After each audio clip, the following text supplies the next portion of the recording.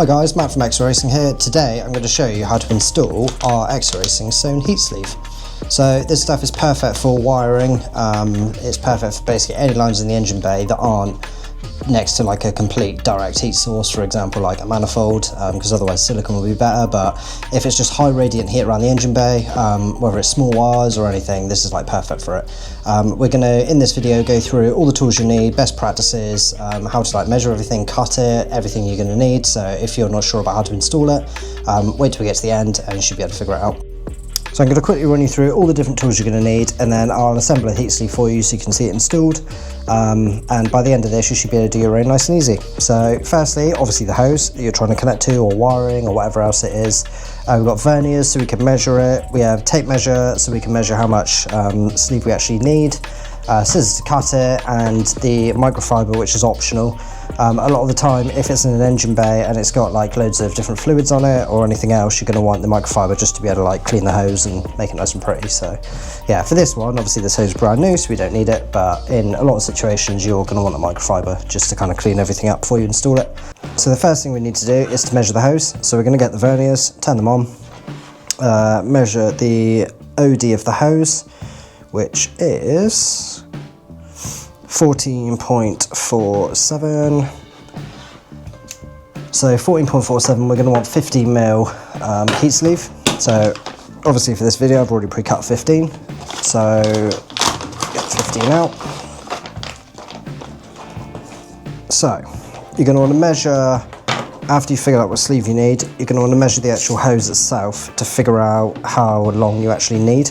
Obviously in this example this is a ½ meter, but if you need like 30, for example 30 centimeters, then you just want to line the hose out, go to 30 centimeters, mark it there, and then literally just chop it with the scissors. Very, very easy to cut, so you can just go through there, and then once you've figured it out, by the heat sleeve will turn up, and then you can get to installing. So nice and simple. All you need to do is open the edge out like that,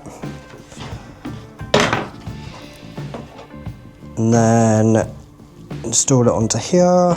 It helps if you just twist it a little bit, just to get it started, and then open it out as you're going, just to make it easier for the hose to go through. Push it through. If it gets snagged at all, then just keep opening it out all the way across. Keep going all the way to the end, and then that is it. You are done.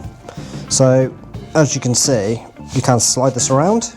You can either leave it like that, or you can use something like metal cable ties or normal cable ties on this.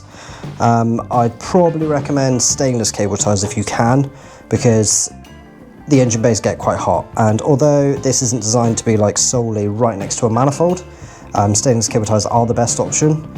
If not, you can use normal cable ties, that's not a problem.